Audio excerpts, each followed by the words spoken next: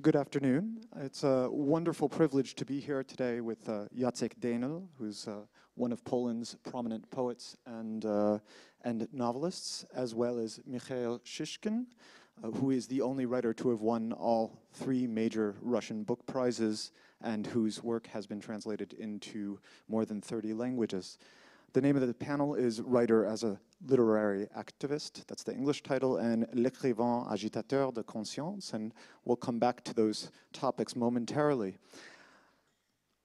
Jacek Dehnel's first novel, Lala, which was written some time ago, but there was a passage in it, and it was inspired by his grandmother, whose stories, and I quote, and I'll quote slowly, twist and coil like a pea plant, putting out endless unexpected shoots that grab hold, and they're rich in long green tendrils of digression.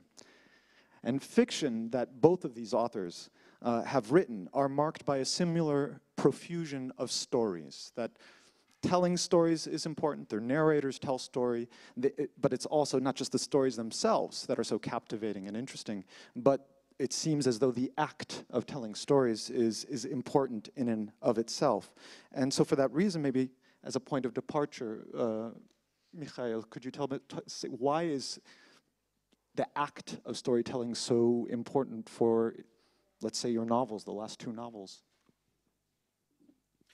Thank you very much for the introduction, and thank you very much for coming.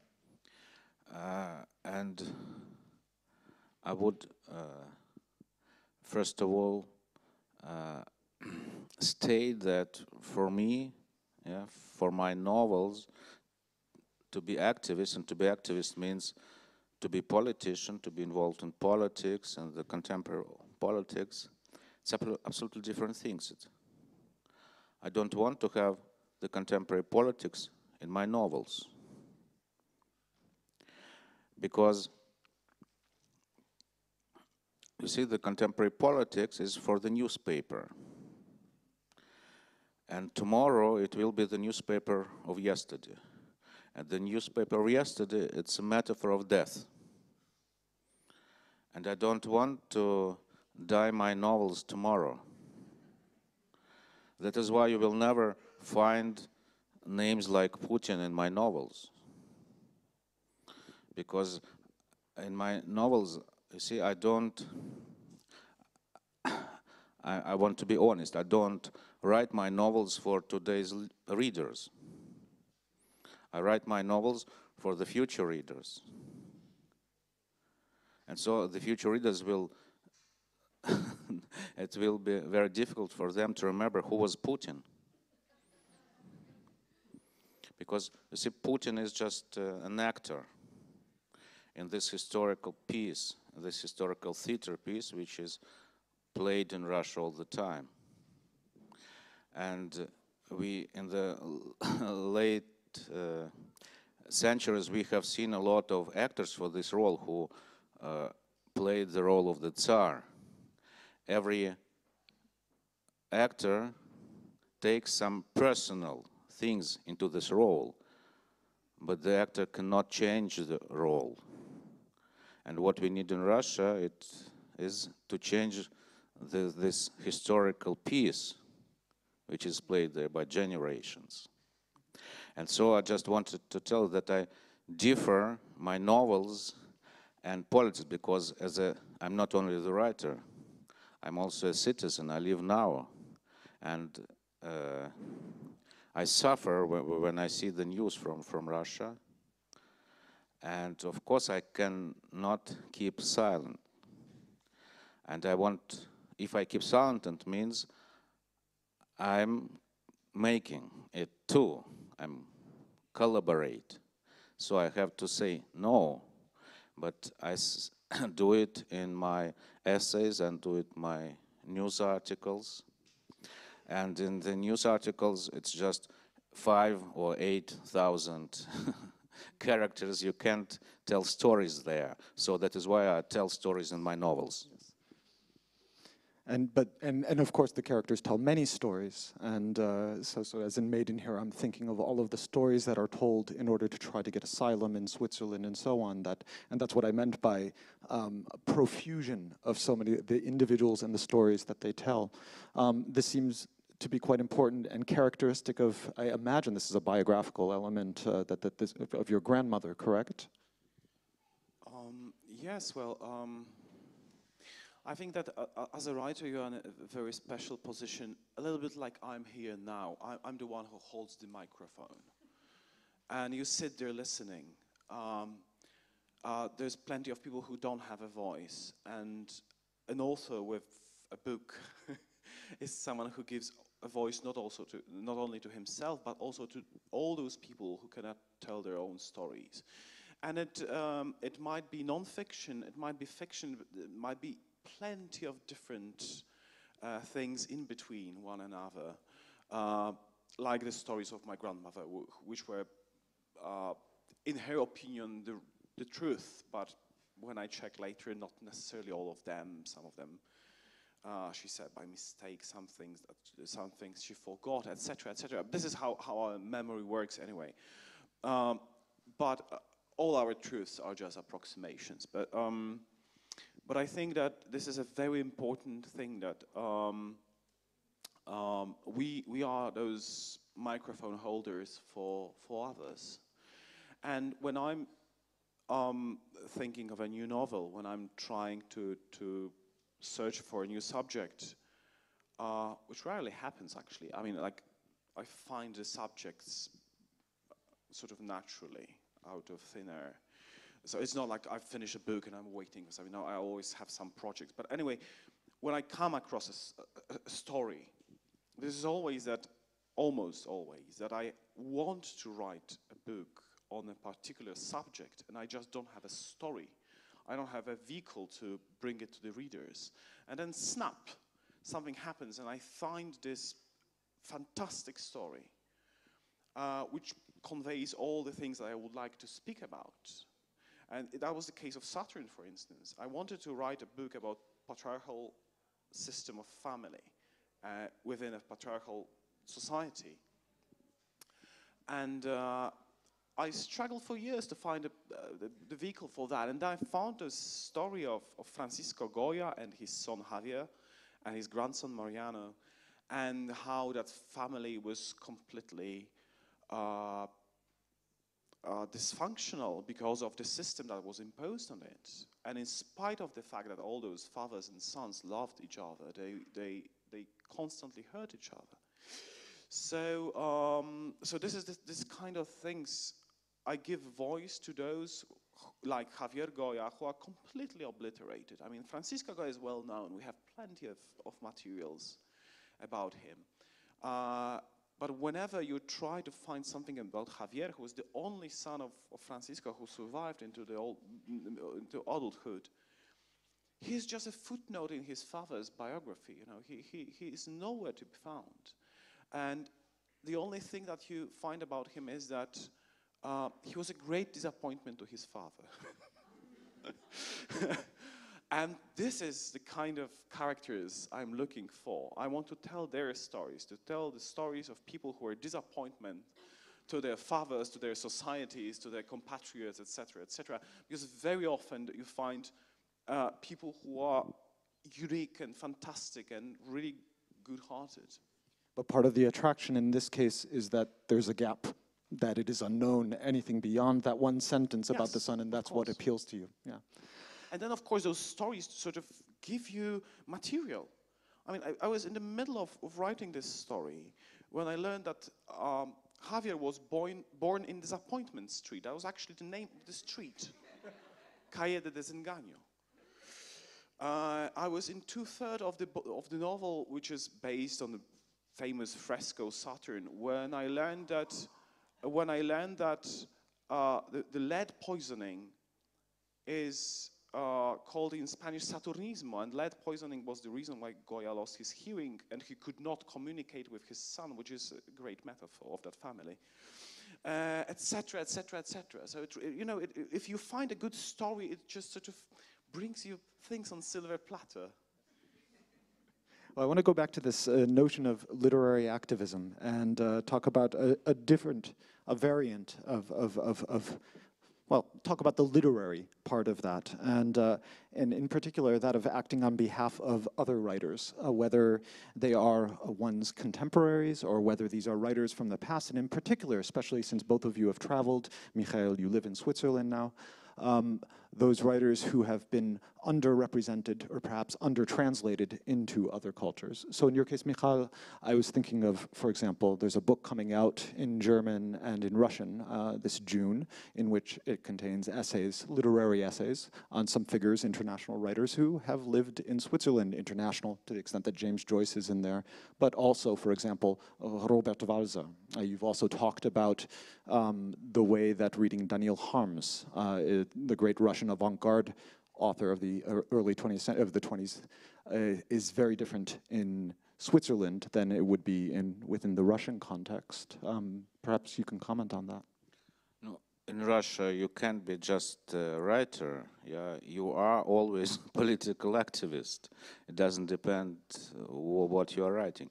Why was James Joyce or Nabokov forbidden in Russia? Because in Russia they were political activists, yeah. Because Lolita was forbidden, yeah, not because of the love to the 12 years old girl, but because Nabokov was, with his style, absolutely anti-Soviet writer. Because Joyce was, with his style, anti-Soviet writer, because they didn't make any compromises. And for the Soviet literature, the main thing, what was the socialist realism, it means you make just compromises with the power. Yeah, you describe the Soviet power not as a prison camp, but as a happy motherland. Yeah, and you lick the boots of the emperor, of the Tsar, of the General Secretary. That is socialist realism. And that is why the Russian writers hated James Joyce. Yeah. On the first Congress of Soviet Writers, 1934, maybe so almost everybody mentioned Joyce, but as a main enemy, because the slaves always, you see, hate free people. And this, sorry? Oh, but what I would love to hear is the importance of somebody, the writing of somebody like Joyce or Walser to you as a reader, above all. For me as a reader, I read everything. You see, for me, to read, for example, who was the worst writer in Russian classical literature, Chernyshevsky, yeah? He was claimed by Nabokov in his novel The Gift as the worst writer ever. But I loved to read Chernyshevsky as well as Nabokov because they all belong to the Russian literature. You can't take Chernyshevsky out from the Russian history, out from the Russian literature. I compare it always, my love to the Russian literature as my love to a woman.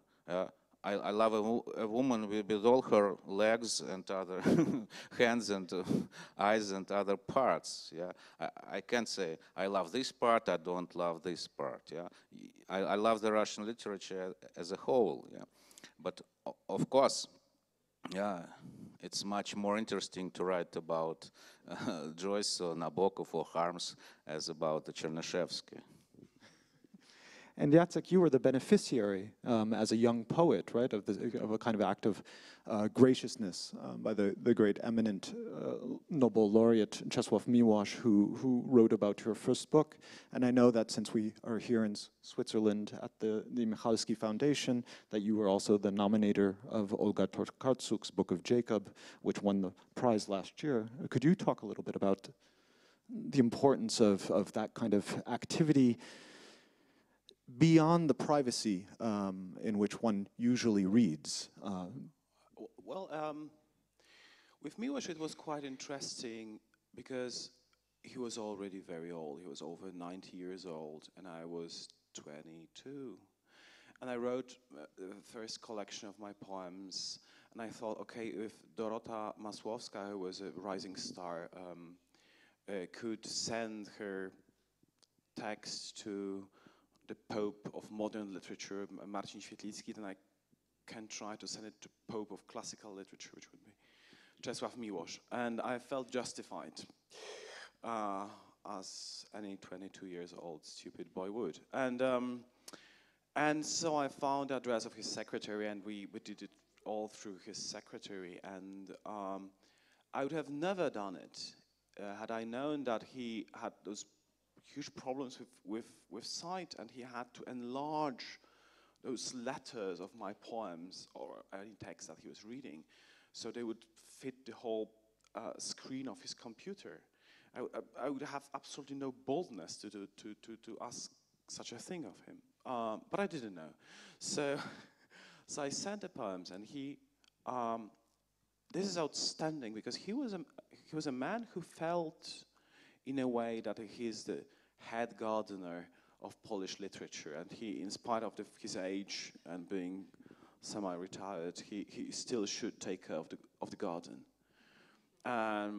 weed it probably as well, but also promote some plants, and he wrote this very nice recommendation, and in spite of this fact, I couldn't find a publisher for the book, so it took me so much time that I wrote another book of poems, and that found a publisher. And the publisher asked Miłosz if he would agree to move the recommendation from one book to another, and he did.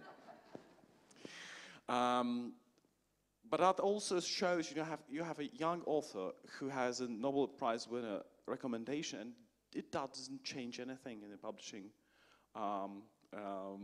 life. So anyway, that was a great gesture of an author who had a huge career. And in case of my recommendation of Olga, I mean, she's not only much more experienced than I and much more famous than I, she's also much better writer. So it was just a sheer pleasure, you know. I found this book, I read it, I was bedazzled by it, I absolutely loved it. I mean, I love Olga's books since I was a teenager. So for me, it was quite the opposite. It was for me the honor to present this book to the jury. It's not that I was, you know, endorsing a younger, aspiring writer. It's a completely different situation. But in both cases, I think the sentiment behind it and behind this work, because this is a work free of any charge, is that it's just to the benefit of literature and to the benefit of society. It's just some extra work that you do as an author. And in terms of activity as being a form of work, and let's talk about this French variant of the title of agitateur de conscience, since writing is by its very nature, or perhaps not the writing itself, but the moment that it's published, it becomes social, and since it's social, it's therefore political, and necessarily political.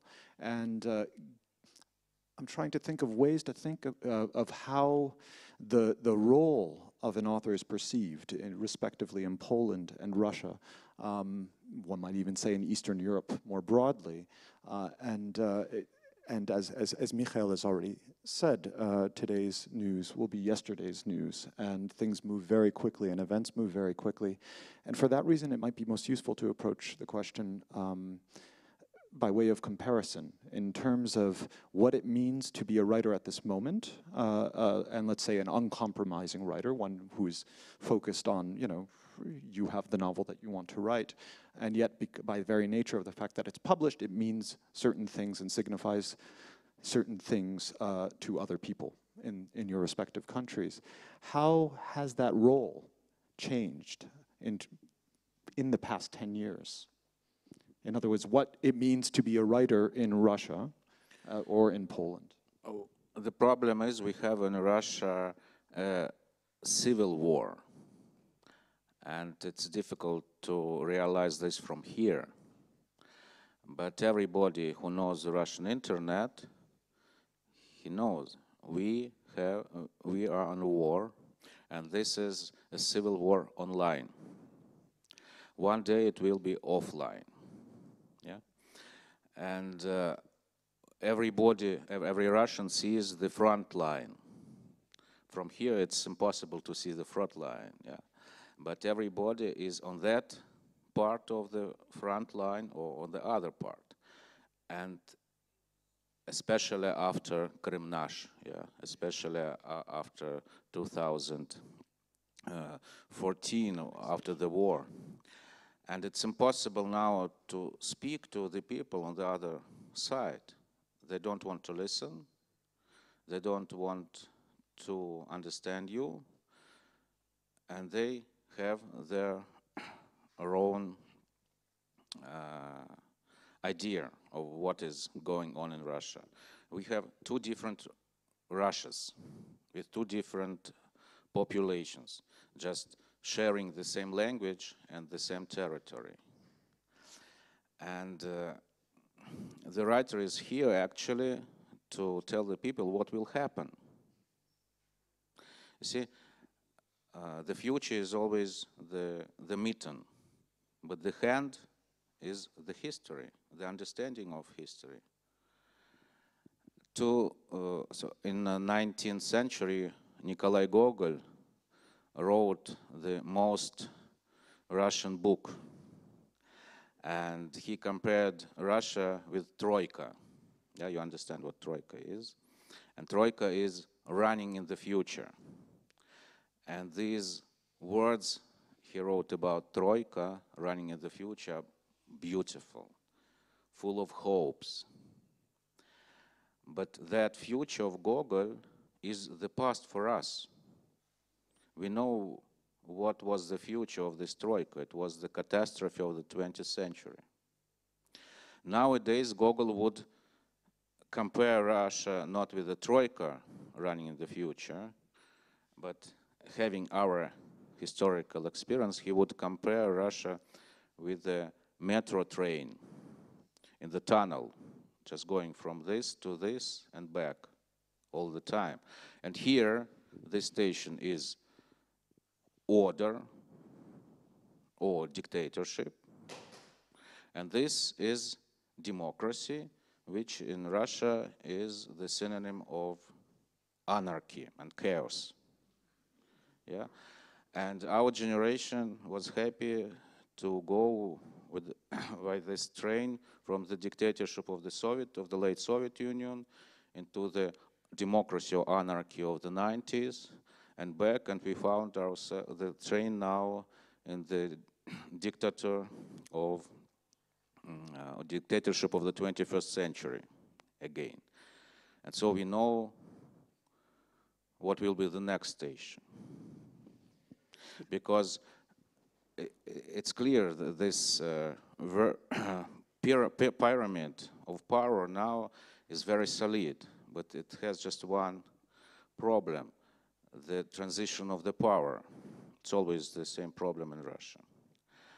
And we will see the same process what we have seen before. Yeah. Russia now is pregnant with new states, exactly as it was pregnant with new states 30 years ago, or like Yugoslavia was pregnant with new states 30 years ago. The day Putin is away, it could be tomorrow, it could be 20 years, it doesn't matter. But the biological watch is ticking. The day he is not in Kremlin, it will be the day of collapse of the whole power system in Russia. And Russia will fall apart as it was in 91 or it was in 1917. Yeah. The first will Chechnya go and the republics of the Northern Caucasus, then Tatarstan, Yakutia, Siberia, and so on. And we will have some new states, and who knows, will they be democratic or not? I'm afraid it will be very difficult to find there people like Václav Havel and enough citizen of a democratic state. Yeah, I think some part of the future we have seen already in Donbass what will happen.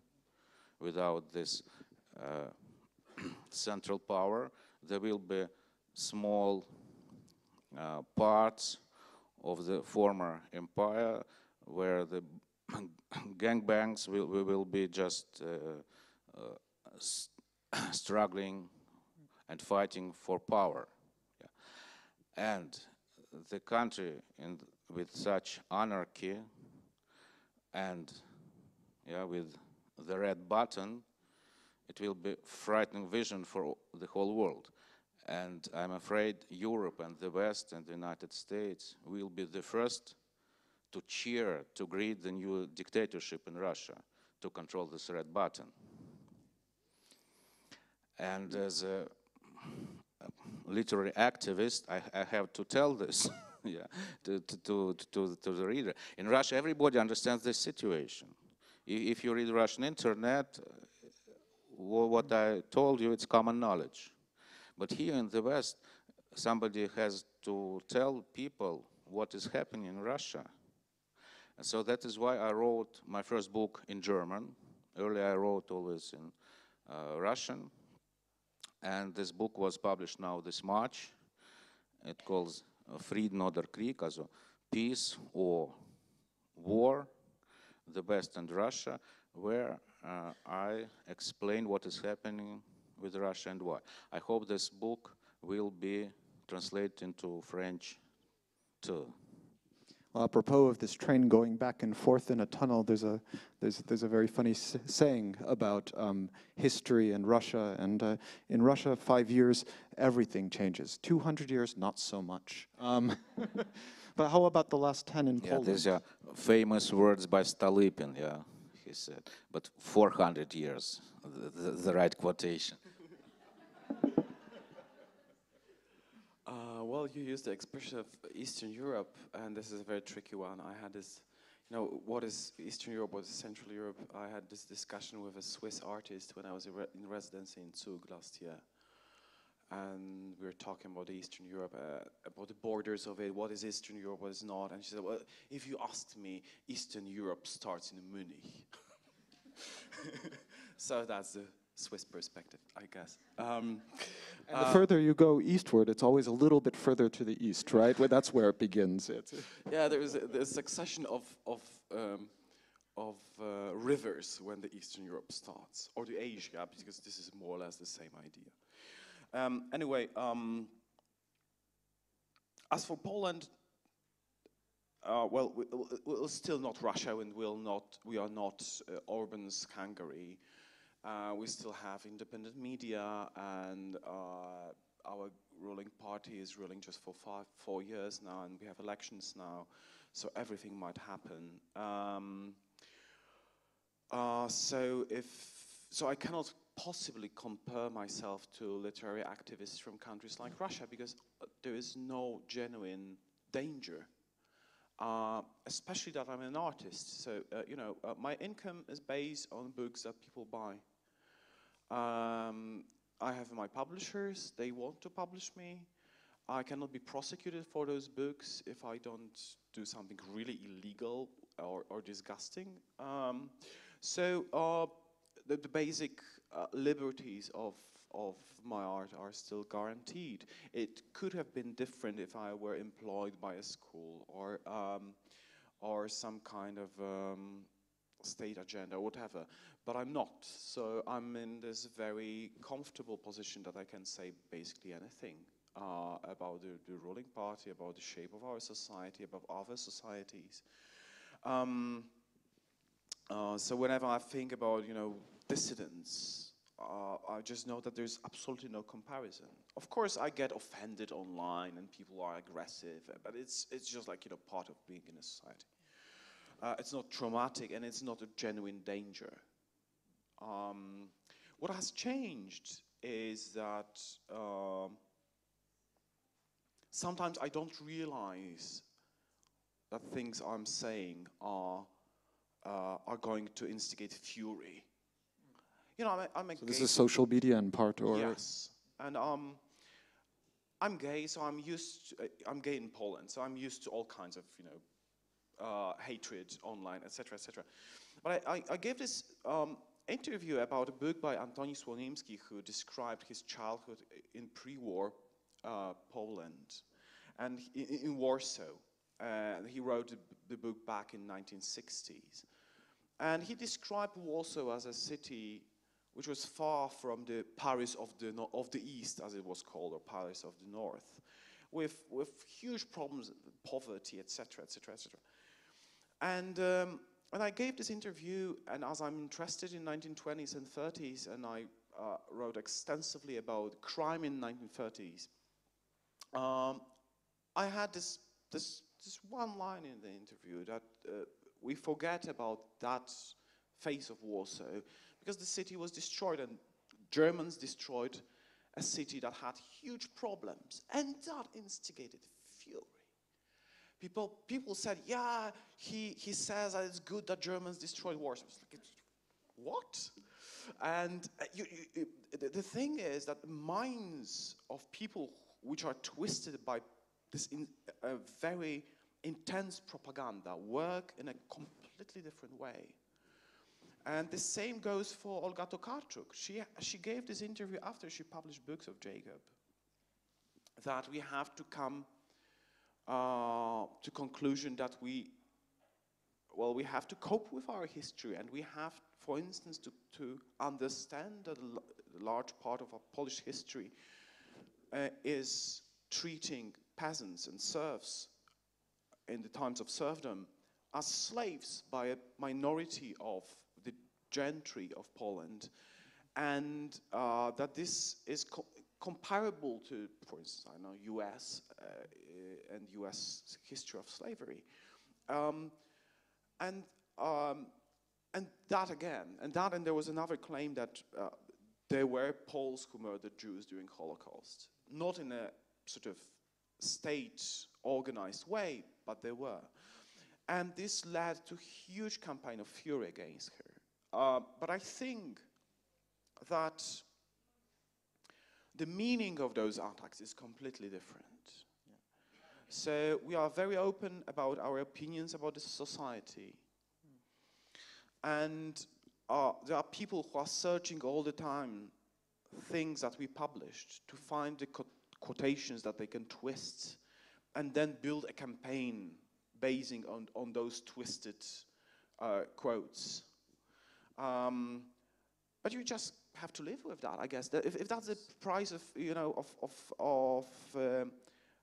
of saying things to the benefit of your society, of this common good, I think you have to pay the price, you know, hoping that sometime it will be better. So yeah, this is the only difference I would find, I think. Maybe I'm more political now. I publish much more things on Facebook. I just got irritated, you know. And also, I think in Poland particularly, now with this utterly political Catholic Church, which is very closely related to the ruling party, which took very strong political stance, which is anti-European, anti-equality. This is a very important moment of a crisis. They took very strong political stance, and this is perhaps the first time that the church can lose the elections in Poland.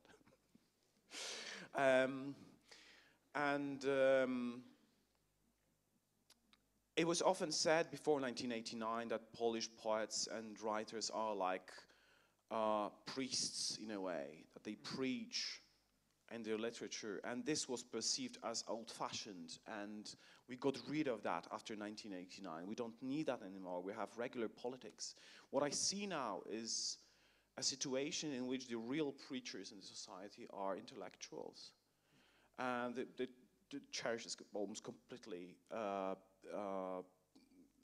full of bigotry, and there are really few priests who can stand up to the needs of modern times. And suddenly, this is very surprising for me, we are back again in this 1989 moment where we are the preachers. And this, you know, I don't feel comfortable with that. You know, I'm not a priest, and there are many things in being a priest that I would certainly dislike. but one of them is not having sex, but at least officially.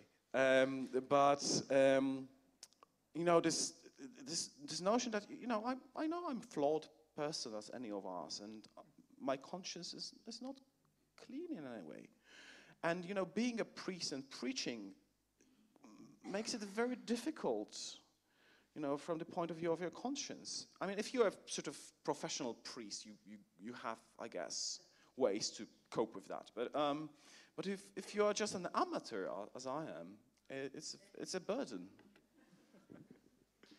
I've been thinking about something that Juan Gabriel Vasquez said last night. He mentioned that history itself is a fiction. And I've been thinking about that in relation to both of your novels. And in particular, the way that they work through history and the way that they also, well, there's an asylum seeker, for example, in Chichkine's Medin who says, the people aren't real, but the stories are. So the very notion of fiction as being something that is created, and yet at the same time, paradoxically, may communicate historical truths that, had they been recorded literally, might not be able to communicate as well. It's interesting, of course, the importance of history in a novel like Medin, in which is non-linear, which is leaps back and forth between different moments, where it's possible that the ancient Greek general Xenophon can, you mentioned the conflict in Chechnya, that these two different historical things can actually meet in the novel itself. Can you say something about the use of history in fiction? The problem with the Russian literature is in Russia there is no history, everything is contemporary, yeah? Because if you here write a historical novel, it's about the past. It has actually nothing to do with the future, yeah? And if you write a historical novel in Russia, you are just fighting on the barricades now, yeah? And no wonder somebody sent me a research article from the university in Krasnoyarsk. It's a scientific work entitled Novels by Mikhaïl Chichkine as an Instrument in the Information War of the West against Russia. So, alternative history. So if you just mention some historical events in Russia, it means you are middle in the civil war now. Yeah? And what can you do? Yeah? You see, it's no sense for me now to write something in Russia for Russians because everybody understands everything. But here I feel really like a literary activist, because here there are a lot of people who don't know what is to do and why, and so I have the possibility to explain to them. So, and if people here are celebrating the Olympics or the soccer championship, I try to explain to you, do you want to support the criminals who took hostage the whole country, or you want to have to show your solidarity with the hostages? Yeah. And I try to explain it in the newspapers, on television, but who listens to the writers? Yeah, I wanted that the democratic countries would boycott the Olympics. What did Switzerland? They built a Hüsli, a Swiss cottage in Sochi. The dictator came as a dear guest, and Swiss president licked his boots. What happened after that? Everybody knows.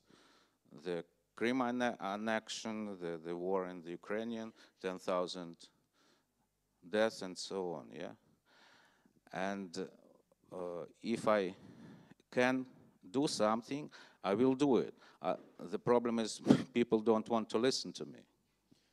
Although in the novels, what I'm curious about in particular is is that when you're drawing on history, even if you're talking about the 20th century, you're not just working with historical events that are very recent. You talk about the Boxer Rebellion, for example, in China. And so it seems very clear to me that the use of history is somehow instrumental. The meditation on the past to understand the present within the framework of telling stories and understanding oneself.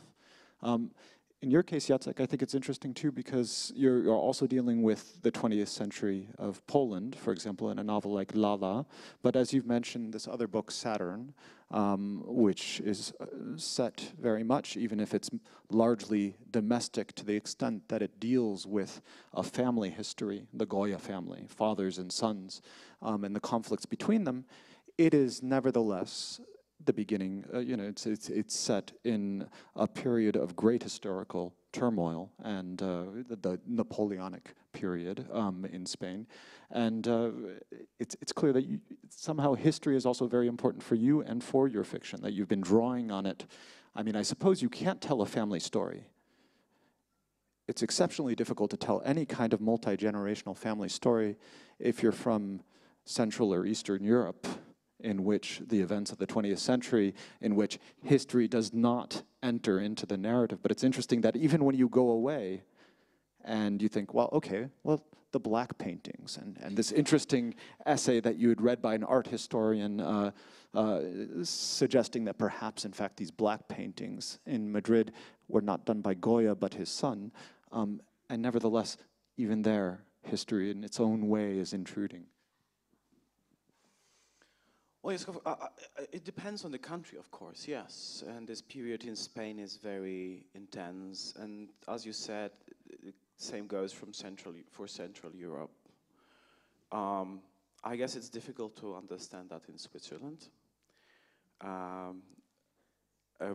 remember I came to Fribourg with my boyfriend, and we stood in front of this lovely Gothic church, not the cathedral, but I think it's Saint Michael, Saint Michel. And there's this hole in the facade in the size of a grapefruit. And under that you have this whole huge plaque saying, here in 1798, the army of General Pigeon has shot from cannon and destroyed this very facade. And I was like, we're both standing there and laughing because we live in Warsaw. So, you know, it's like the Swiss idea of war. And I mean, the laugh here, of course, comes from envy. It's not that you're stupid; you're just very lucky to have this kind of memorabilia on your facades. And of course, yes, if you address the history in Central Europe, you always. I mean, if you write from any period, the history has to be there. This is just this part of the world, and perhaps the book that is most submerged in that is Lala, that tells the story of 20th century, but also Mother Makrina, which was not translated yet to any language except for Ukrainian, which tells the story of a woman who passed herself as a nun, who was prosecuted because Russians, the Russian Tsar decided to include the Unitarians, who were Unites, who were sort of religious group in between the Catholicism and Russian Orthodox faith in late 16th century, keeping the Russian Orthodox right. They acknowledged that the Pope is their head. So there was this religion in between, and or denomination, not religion, and they were forced in 19th century to join the Russian Orthodox Church. So there was this woman who was heavily beaten by her husband and who had terrible scars all over her body, but nobody was interested in a story of a woman who was beaten by her husband back then. So she invented this whole story of being a nun who was prosecuted for the refusal to change her faith to Orthodox. and who was Mother Superior of a convent. And she became a famous hero all over Europe. She was the living martyr. And by telling her little lie that grew and grew with time, she became one of the most important figures in Polish romantic literature and society in Paris and then in Rome. And she made a huge career. She's done miracles, plenty of them. My favorite miracle of Mother Makryna is that she met one of women who really helped her a lot, Princess Odescalchi in Rome, and she said, "You have to sell the stocks of metals." There was stocks of metal, and she called Rothschilds in Paris to sell the metals, but Rothschilds didn't believe it because metal was very good positioning. So, do we really have to sell? And she says, sell, sell, sell. And she's already lost a little bit because of this delay. And then it collapsed. And that's one of the strangest Catholic miracles I've ever heard about. So she was this very awkward figure. And you know, in this small story that's focusing on this one person that was totally forgotten after the 19th century, because it was revealed that she was a fraud. You can see the whole, you know, bunch of problems of Polish society these days. And I think this is the crucial thing. You tell those stories because they answer to particular problems of the society we live in. This is, you know, doing the career via church in the Polish society. I mean, we have like famous figures in the Polish church today and in media, etc., etc. I could have used them, but first of all, this is the problem of this is a legal problem, even if you write fiction. But I think it's not as productive than when you find a real story and you just use it as a metaphor, because it can work not only now but also probably in 50 years' time and 100 years' time, because as Mikhaïl said, it's not really changing much. It's not just Russia, it's any country.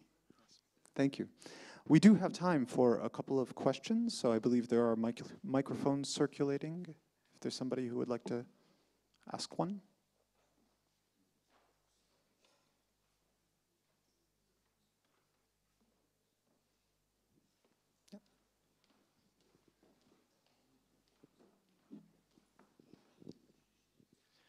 My question is for Mr. Dehnel. I've lived in Poland for some time, and the main thing I saw is actually this kind of strong feeling that the history is the most important thing.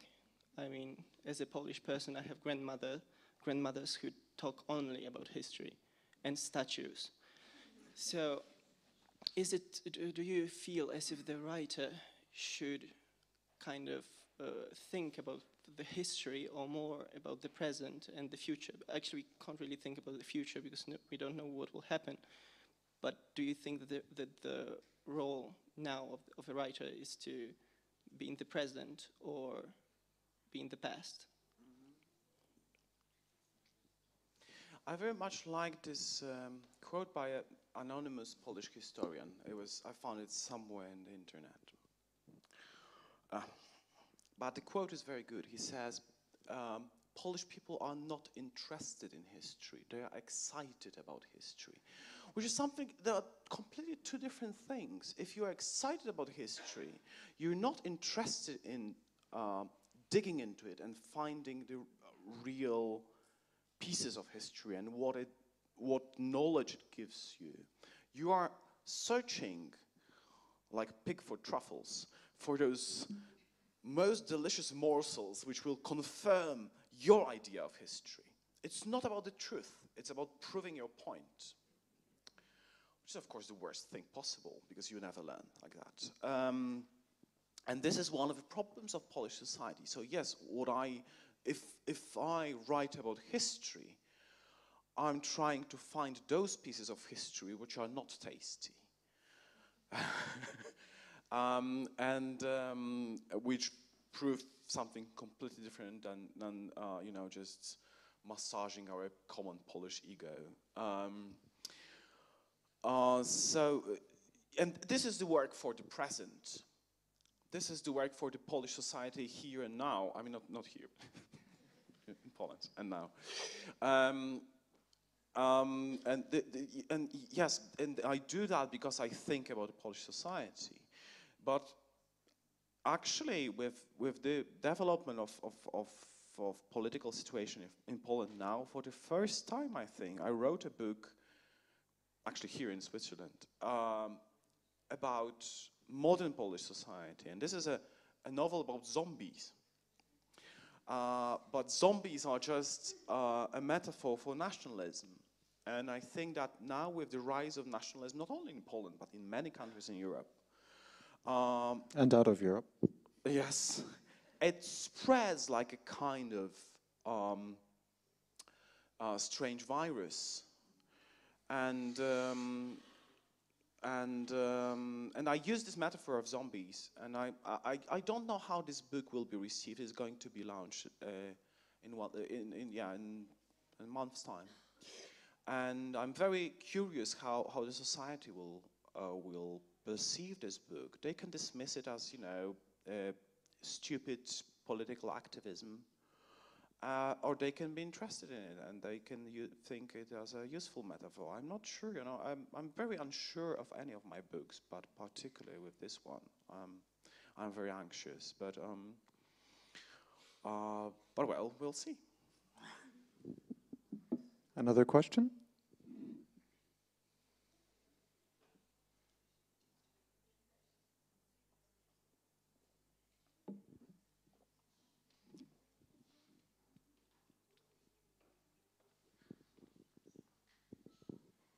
A question for Mikhaïl Chichkine.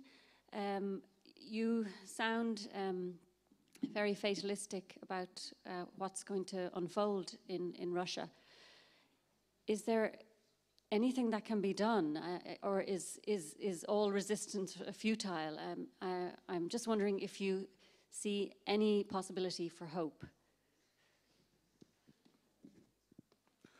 Sure, I'm very optimistic, actually.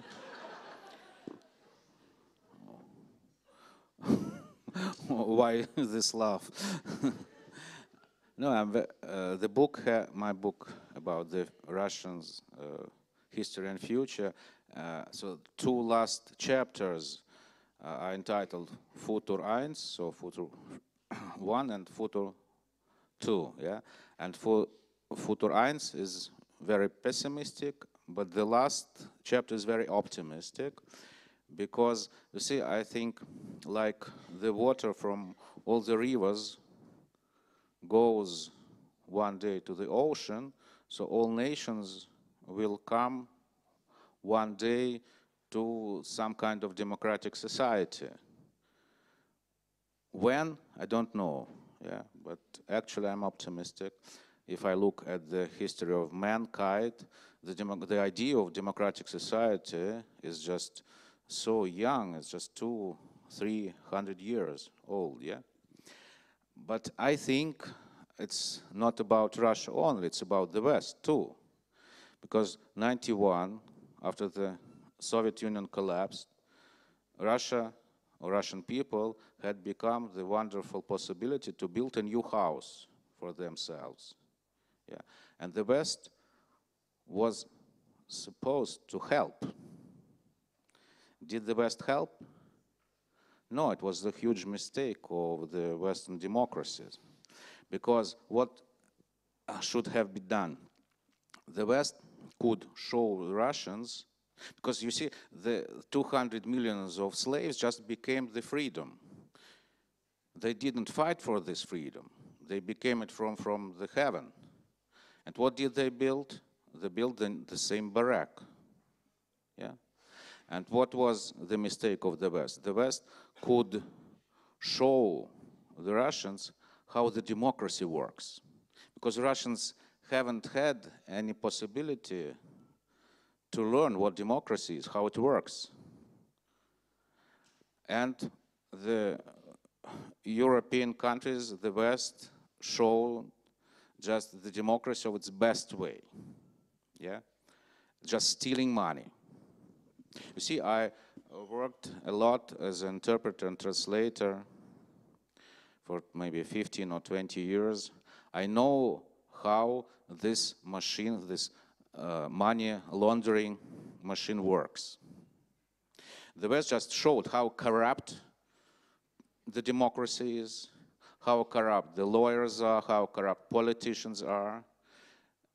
You see, the big money from Russia is a criminal money. It's clear. Yeah, the criminals belong to the prison in a democratic state. But if you see it is about huge sum of money, the democracy laws doesn't exist anymore. And the West just showed Russia how they could save their criminal, their stolen by the Russian people money in the West and invest them. Yeah.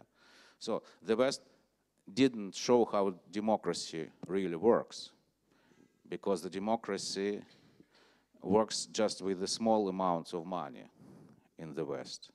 So if you want to help Russia, the West must build up the real democratic state here. That will be the help.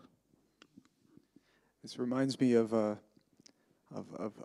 joke that I adore, and maybe this is a good note to end the event on. The difference between a Russian optimist and a Russian pessimist is that the Russian pessimist is, it can't get worse. And the Russian optimist, yes, it can. Well, I'd like to thank our interpreters for their excellent work, and let everyone here know that these deeply immersive novels that we've touched upon very fleetingly over the course of our conversation are for sale. I recommend them heartily, and you're very lucky because you could have their signatures as well. You just have to go 2 flights of stairs up to the library. Thank you very much, Jacek and Mikhaïl. Thank you very much for coming.